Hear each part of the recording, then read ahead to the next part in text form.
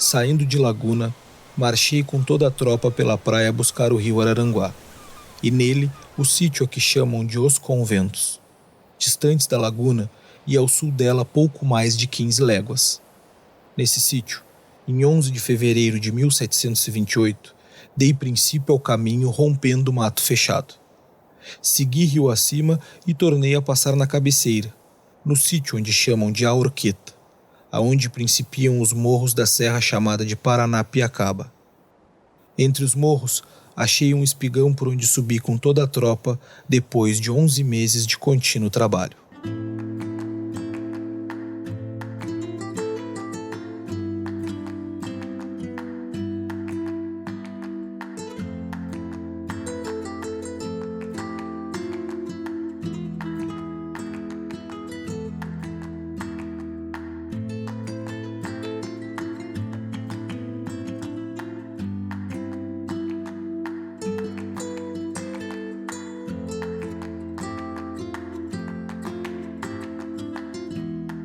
Acredita-se que o espigão citado pelo sargento-mor Francisco de Souza Faria seja a Serra Velha, em Timbé do Sul, Santa Catarina, trilha escolhida para a abertura do Caminho dos Conventos entre 1728 e 1730.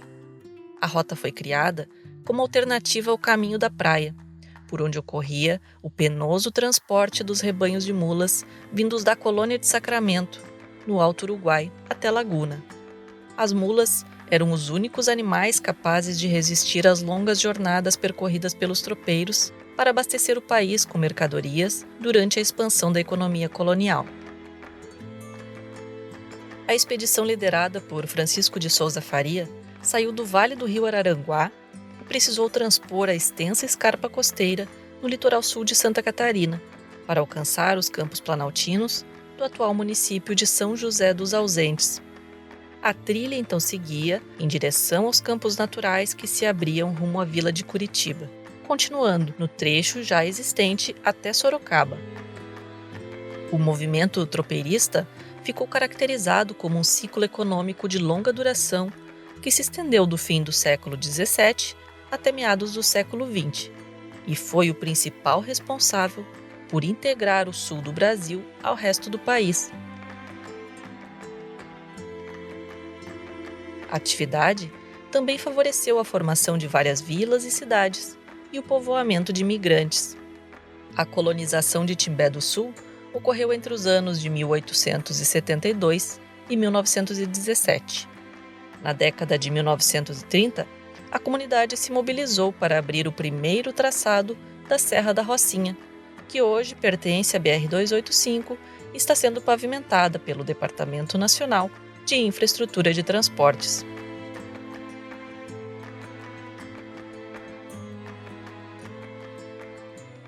Major Alcibiades Seara veio para Araranguá, era prefeito em Araranguá.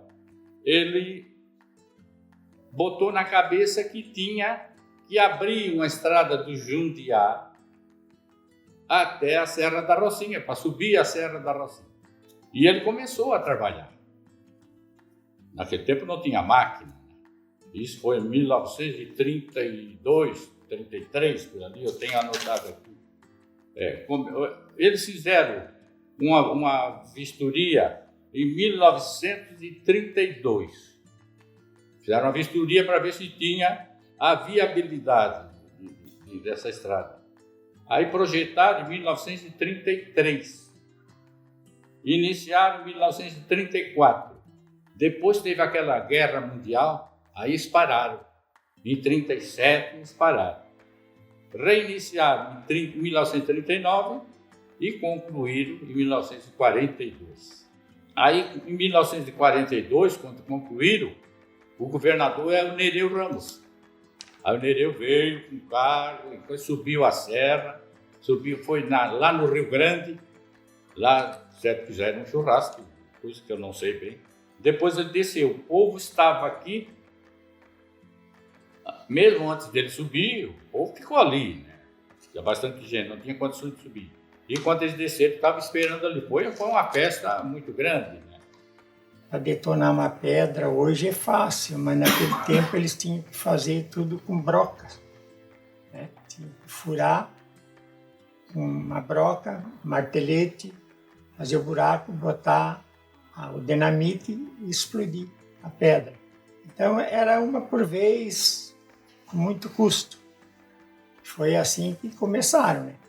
Agora, foi árdua a luta, porque foi tudo a braço, marreta, broca e detonação.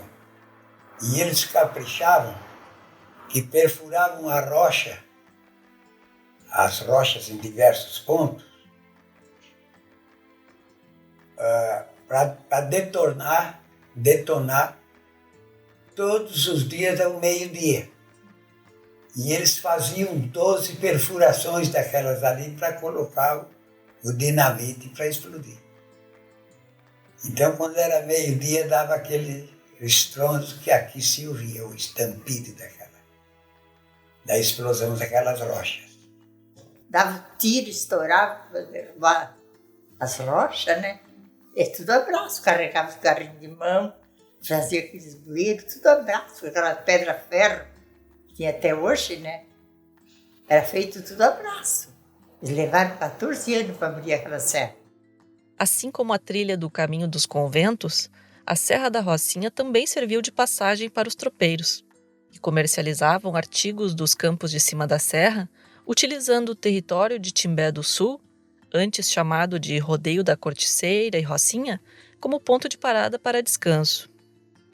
E no tempo do meu pai, eu aprendi a tropear com meu pai. Comecemos nessa época a tropear com meu pai. Porque uma vez não tinha bodega aqui, então a gente tinha que buscar mantimento na Serra Abaixo. Então, os barriga verde, como nós chamava, eles já vinham a barulho de sincero, então já saíam na estrada. Sabiam o que a gente levava para vender, né?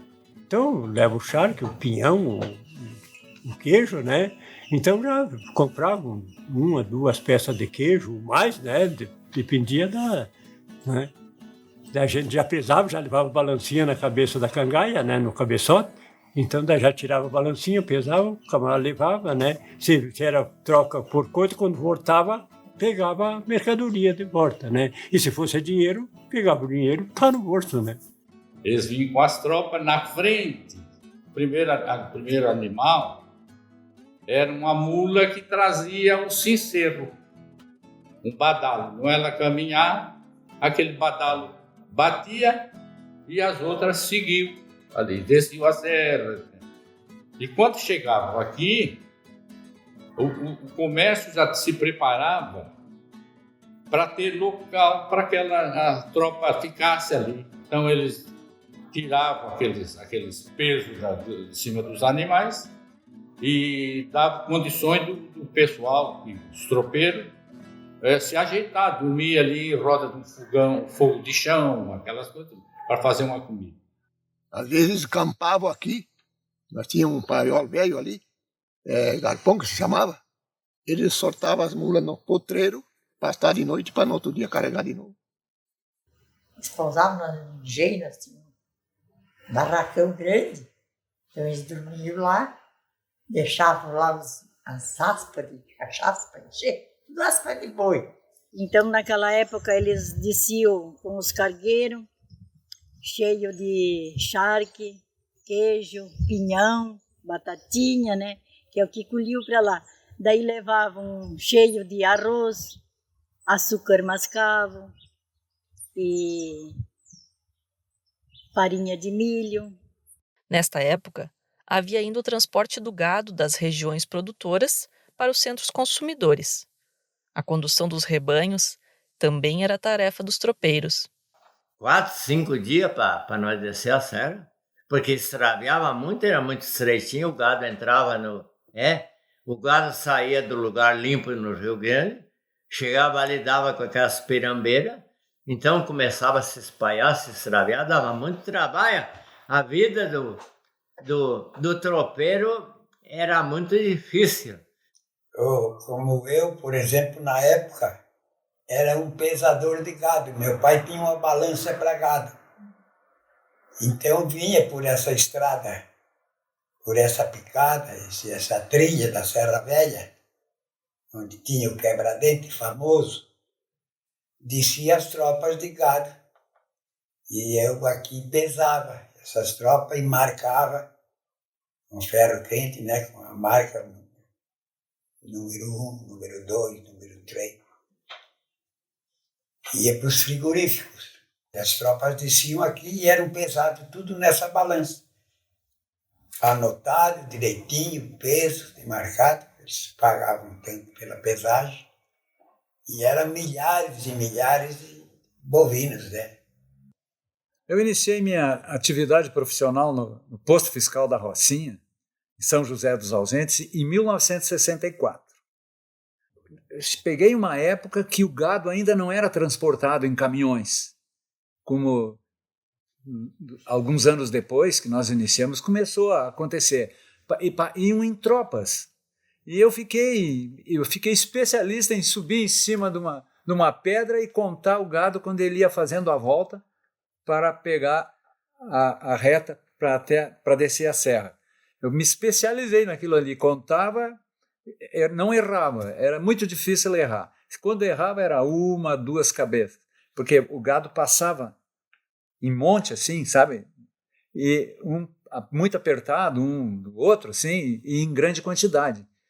A partir da década de 1950, a atividade tropeira começa a diminuir com a chegada dos primeiros caminhões.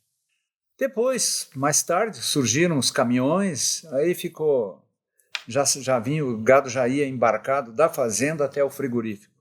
O tropeiro era mesmo com caminhoneiro, né? Veio assim, né? É a mesma coisa. Então daí veio o caminhão, então transporta, não precisa o tropeiro ir lá buscar, né? Depois que abriram, aí começou a passar caminhão, aí eu já estava grande. Aquele barro vermelho, mas não dava de subir, era tudo correntado esse caminhão. Botava as correntes para poder subir, porque o barro era grudento, escorregava. Na BR-285, os 30 quilômetros do empreendimento entre São José dos Ausentes e Timbé do Sul são os últimos ainda não pavimentados da rodovia, que percorre 744 quilômetros entre Araranguá e São Borja.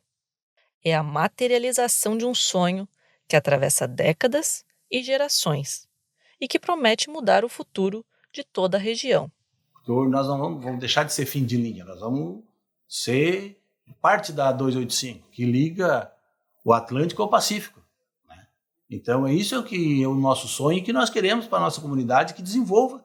E o fim de caminho terminou, nós vamos ser o caminho do Mercosul. Com a construção da BR-285, eu espero que aumente o número de visitantes, que é o que vai acontecer, e para que eles possam conhecer todos os pontos turísticos.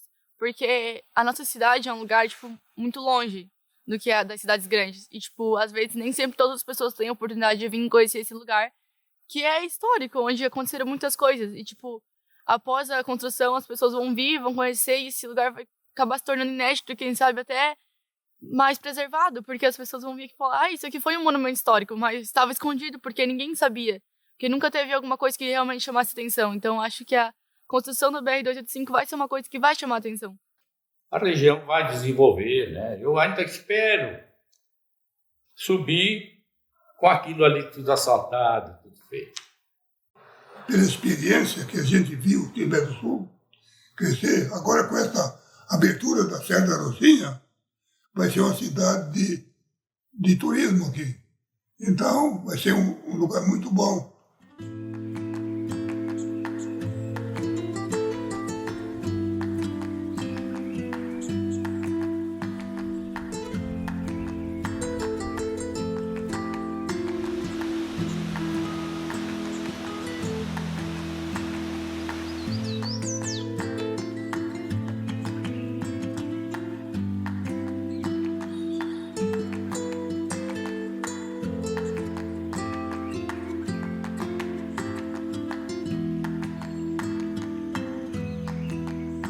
E se antigamente as rodovias eram abertas sem preocupação com o meio ambiente, hoje o licenciamento ambiental é a ferramenta que garante o equilíbrio entre desenvolvimento e sustentabilidade.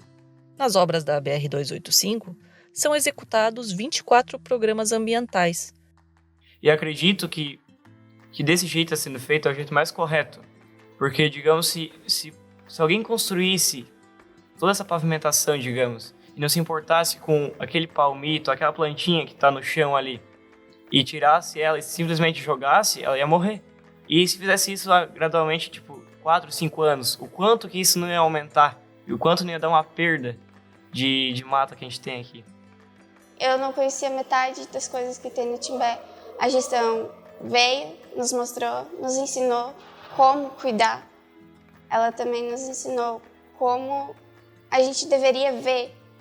Ela não impôs o jeito que a gente deveria ver, mas sim mudou o nosso olhar sobre isso, sabe? Mas hoje o olhar que a cidade vai crescer, vai prosperar.